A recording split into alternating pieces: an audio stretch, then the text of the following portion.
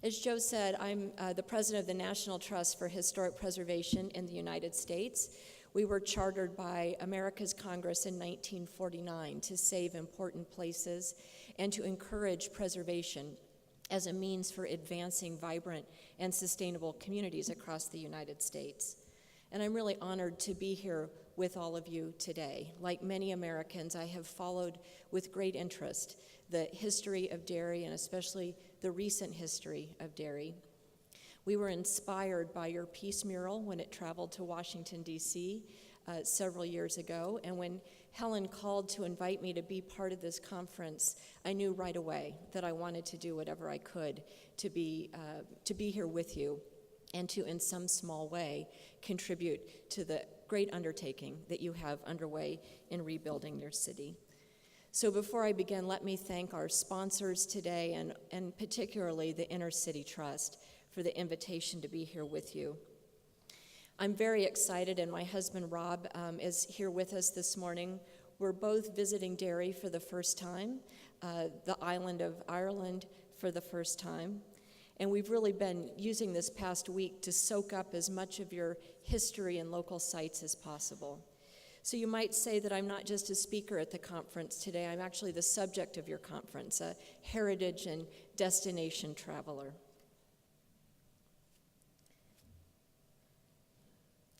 So today I want to talk with you about the tremendous opportunities that you have here in Derry to harness the amazing potential of historic buildings and to really unlock them and use preservation as a means to grow your economy and your community.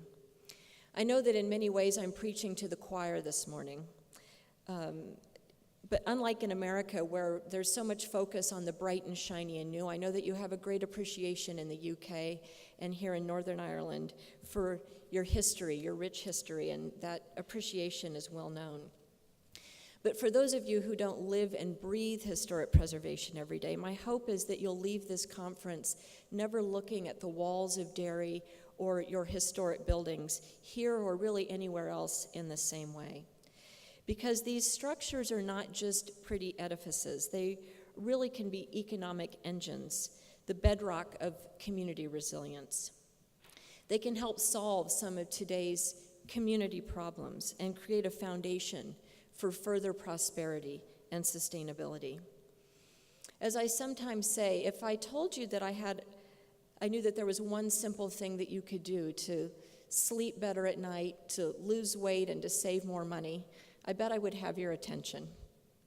And I don't know the answer to that particular set of challenges, but I do know how you can create more jobs, grow your economy here in Derry, make your cities more affordable, and also make it a greener place to live.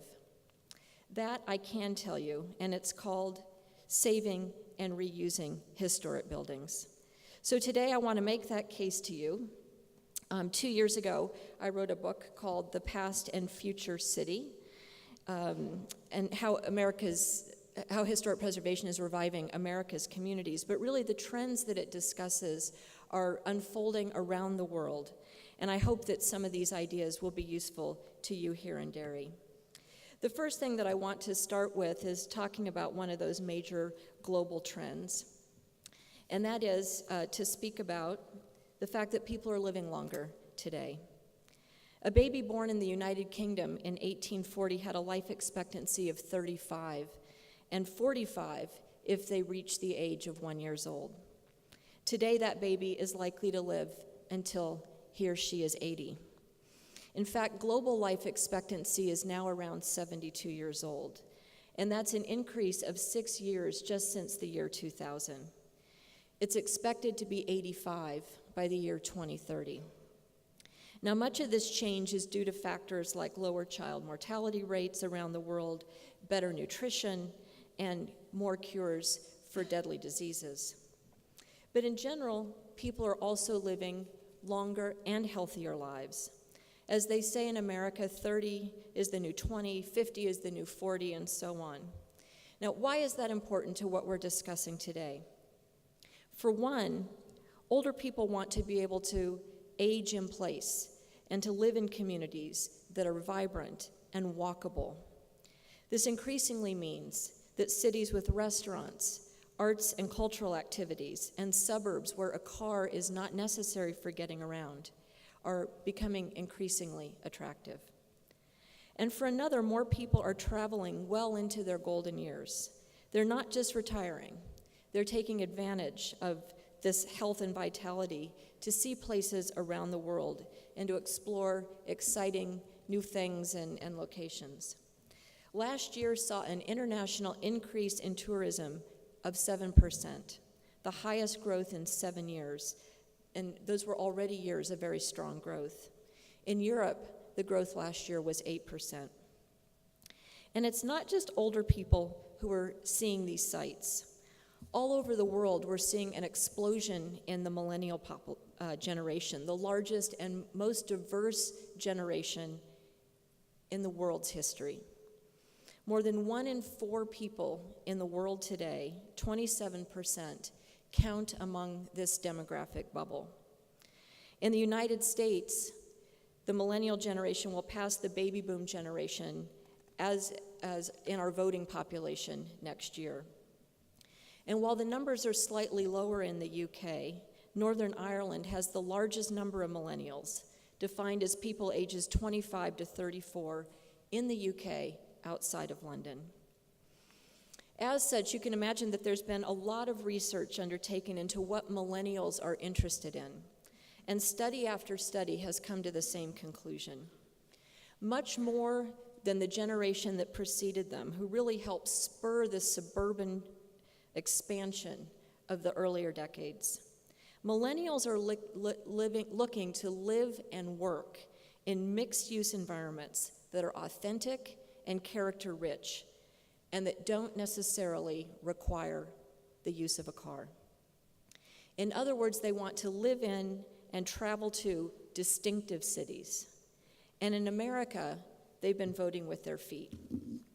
A 2014 study found that the number of college-educated 25 to 34-year-olds living within 3 miles of a city had surged by 40% since the year 2000. As one young engineer in the city of Baltimore said, people want a lot more authenticity in what they wear, in what they eat, and where they live. Or in the words of Ann Olson, who's one of our partners in the Buffalo Bayou Partnership in Houston, Texas, she said, young millennials don't come to cities necessarily for jobs anymore. They come for quality of life, the quality of life that older places provide. In 2014, the architectural firm Sasaki Associates conducted a survey to determine just what it is that residents loved about the cities that they lived in. And one of the most popular answers by far was historic cities and buildings. Nearly 2/3 of the residents said that they like to stop and admire historic buildings while walking around, far more than who said the same thing about modern buildings. And when asked how architects could best improve the city's character, the most popular answer by far was to renovate and reuse historic buildings.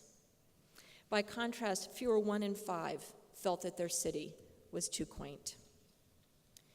These findings align with other studies. In 2007, Gallup released a poll on urban life that found the greatest positive correlation between happiness and those people who believed that they lived in a beautiful place. And last year, we conducted a survey with our partners at American Express. It was a survey of millennials that found that nearly all of them, 97%, appreciate the value of historic preservation. 4 out of 5, or 80% of them, said that they would rather spend money at businesses that support efforts that preserve and protect historic buildings. And millennials are twice as likely to prefer visiting historic downtowns and places with historic appeal over newer places. Which brings me to a third global trend defining communities all over the world today. Along with people living longer and the influx of millennials, we now live, of course, in the age of the information economy. Today, with the internet and global markets, professionals can work everywhere. And so to attract millennial workers, more and more companies are setting up shop in places with distinctive character. A half-century ago, suburban office parks were all the rage, but today, companies like McDonald's, General Electric, and Ford Motor Company are moving back into cities, often in historic properties. And this is especially true of new economy companies. In the United States, Google has moved into Howard Hughes' old airplane hangar in Los Angeles and into the Port Authority building in New York City. Companies like Twitter, Spotify, and Dolby are headquartered in the historic mid-market neighborhood of San Francisco. And of course, closer to where we are today, Dublin has become a European hub in recent years, with companies like Facebook, Google, and Amazon investing in and building around the Silicon Docks, often by adapting and reusing historic buildings. So in short, more and more workers want to live and work and play in cities around the world that are distinctive and full of character, and companies are moving to meet them there. So when you take these trends together, longer lives, rising millennials, the new economy, fluid workers and markets, an embrace of history and authenticity, preservation and the reuse of a city's unique historic assets becomes critically important. As my friend Ed McMahon, who's a scholar with the Urban Land Institute and chairman of our Main Streets program, says, place is more important than a spot on the map. Place is what makes your hometown different from my hometown. In the old economy, markets mattered. In the new economy, place matters most. So in a world where capital is footloose, if you can't differentiate your city from any other place, you'll have no competitive advantage. And the same is true of a project or a community or a building. So for all of those reasons and more, Derry's nearly 400-year-old walls and the history in it and around them are some of your key economic assets. And you have such a rich history here. It's not for nothing that you were named the first UK city of culture. This was the last walled city built in Europe and the first planned city of the island of Ireland, and it's a vital trading port, an Atlantic hub in World War II. Of course, this is where so much of the troubles unfolded. And all of this history, even the complicated and difficult chapters, are not just important to reflect upon. They help bring visitors here and investment. They're what make Derry, Derry. And today, that's what makes your community unique and will really help you thrive. I've talked a lot already about tourism and economic growth today, but I really want to be clear. The benefits of reinvestment and reuse in your historic buildings aren't just about enticing outsiders. In many ways, they're what make Derry a thriving community in the very first place. One of the founding thinkers of the modern preservation movement is a woman you may have heard of. Her name is Jane Jacobs. She was a journalist in New York City with no formal background or training in urban planning, but she was a keen observer of the world around her. In 1961, she wrote, "Cities need old buildings so badly, it's impossible for vigorous streets and districts to grow without them." By this, she meant that old buildings provide character, and they help ensure mixed use. They offer space for entrepreneurs and local businesses. They help keep neighborhoods affordable for families from all walks of life, so that the streets buzzed at all times of the day with the energy of people. Jane Jacobs called this rhythm of the city the sidewalk ballet, which is a phrase that I just love. And she believed that it was the key to a thriving city. In short, she believed that cities were created by and for people. Now, this may seem intuitive to us today, but when she wrote those words in 1961, Jane Jacobs was both ahead of and out of step with the time. She quickly made enemies with many urban planning leaders in America who thought that as a journalist and a woman, that she really should just stay in her lane. The Goliath to her David was a master builder in the United States called Robert Moses. Over his career in the United States, he built more than 600 miles of highways, 13 bridges, and 2 tunnels all over the state of New York. Moses believed, in his words, that cities were built by and for traffic. He often ripped out entire neighborhoods to achieve his vision. And for a decade, these 2 intellectual titans battled it out in New York. It got heated and it got very personal. When Robert Moses wanted to tear down the very block where Jane Jacobs lived in Greenwich Village and run an expressway through lower Manhattan that would have destroyed much of the Lower East Side of the city, she helped lead a community coalition to stop him. Now, Jane Jacobs didn't win every battle, but she won more than she lost, and over the years, she helped to turn the tide against the so-called urban renewal projects that devastated so many of our American cities. And she helped to create an intellectual foundation for the preservation movement in America. A half-century later, we now know for a fact that older buildings are critical to the success of our cities. When Jane Jacobs made that claim a half a century ago, she didn't have computers or the massive amounts of publicly available data on cities that we have today. And now that we have those tools, we at the Trust decided to put her theories to the test. In 2016, we published the Atlas of ReUrbanism, which is a report that evaluated the age, diversity, and size of all the buildings, not just the historic buildings, but every building in 50 cities across the United States. We use GIS mapping technology and big data, as well as some really innovative data sources like the number of Instagram posts, to examine how each city block in these 50 cities performed against different environmental, social, cultural, and economic metrics.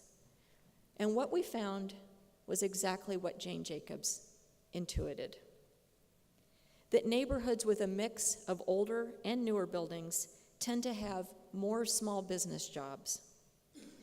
They have more diversity in housing costs, meaning greater affordability for families across the economic spectrum. In fact, older and historic areas have on average 27% more housing units, which is so important in many of our cities. These areas also have hidden density, meaning that they have more people and businesses per commercial square foot than areas with just new buildings. They're more walkable, and they have more creative jobs.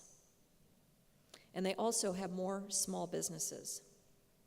And they're more active on evenings and weekends. This is a map of cell phone activity. Remember, I talked about those Instagram posts.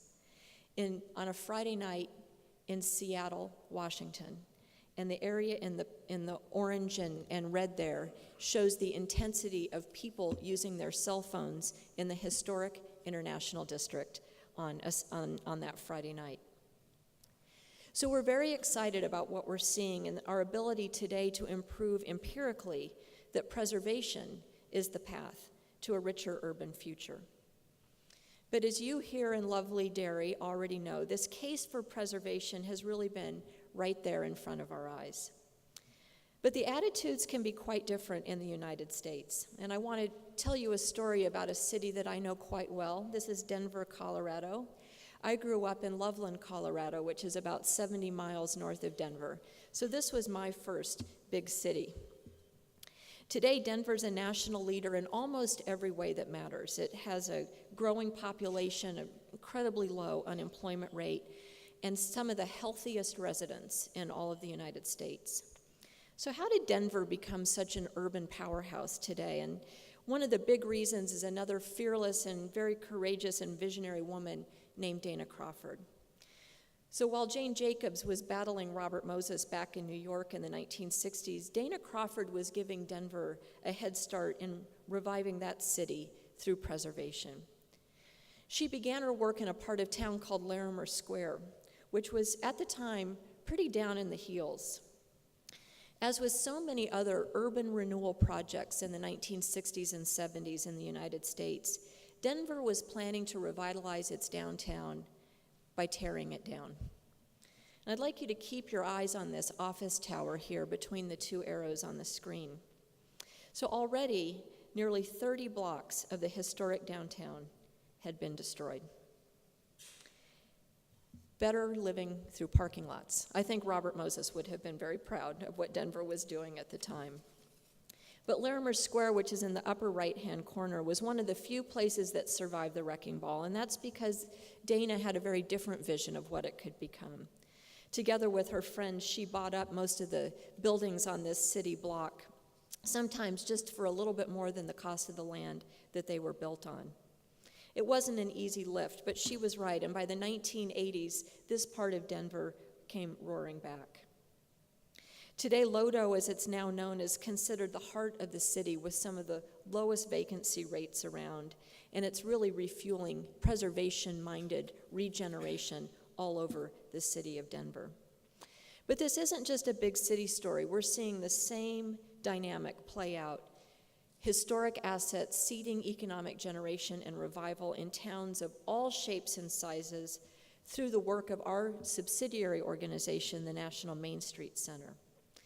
In cities big and small, the best preservation projects are creating opportunities for community residents of all income levels while retaining that local history that ties generations together.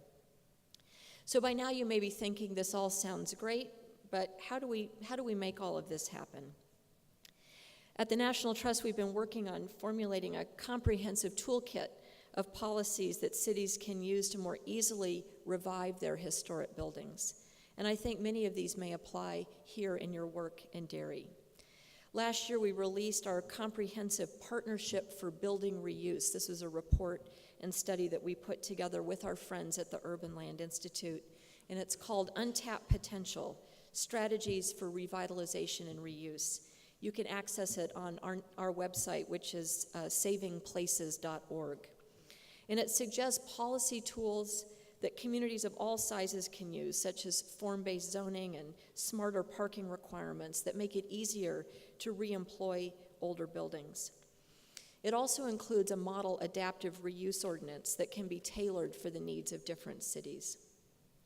Now, I know that there are others here at the conference who can speak better to what exactly will help here in Derry, but let me give you some of just our top-line findings. First, we want to encourage property owners everywhere to maintain the unique and distinctive features of their historic buildings. This authentic character has really become a market asset. Second, zoning and building regulations in many cases need to be modernized and made more flexible to make it easier to reuse historic buildings. In America, you can get a demolition permit generally with one visit to City Hall, and it takes months and visits to 2 different planning boards in order to reuse a historic building. Third is the issue of cars, and I know that traffic, especially inside the city walls, is something that is on your minds and on your agenda today. In the United States, there are 3.5 parking spaces for every car, and all those parking places often amount to dead space in our urban core. And with millennials forsaking car ownership at really historic proportion, we don't feel that we need the same level of parking requirements as we've needed in previous periods.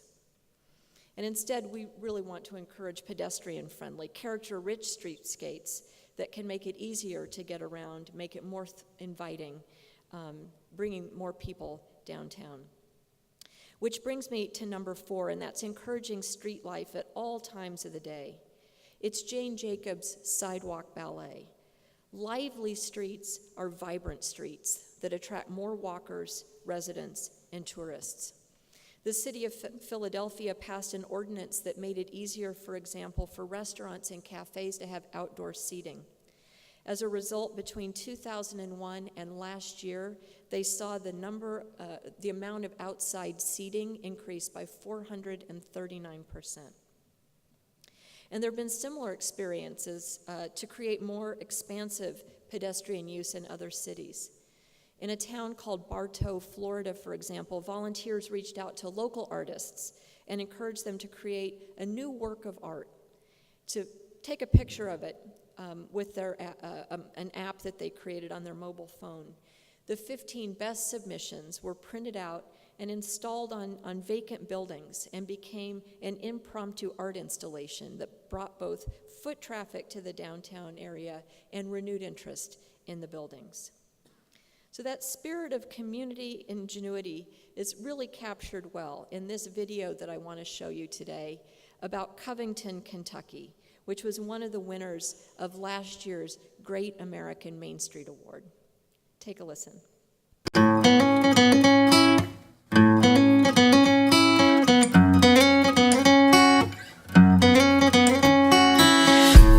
I recall memories of parades in downtown.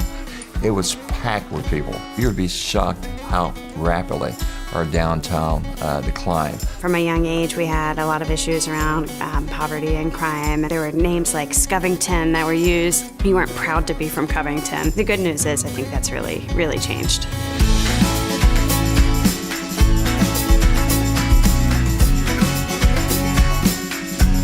We had a reputation issue, and so starting to embrace who we are and celebrate it was one of those first things where Main Street could really, really help with that.